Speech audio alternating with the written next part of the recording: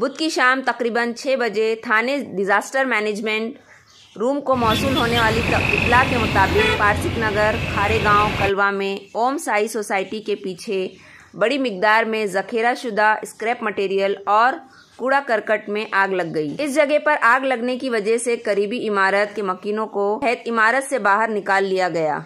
Scrap material और कचरे के मुकाम पर लगने वाली आग को फायर ब्रिगेड और डिजास्टर रिस्पांस टीम ने अनथक कोशिशों के बाद तकरीबन 4 मशक्कत के बाद आग बुझाने में कामयाबी हासिल की, जबकि हादसे में कोई जानी नुकसान नहीं हुआ। अलबत्ता आसपास की कई इमारतों की खिड़कियों के शीशे आग की धमक से टूट गए व पूरा इलाका घंटों धुआं आलूद रहा। लोगों में खौफ व हिरास का माहौल पैदा हो गया था।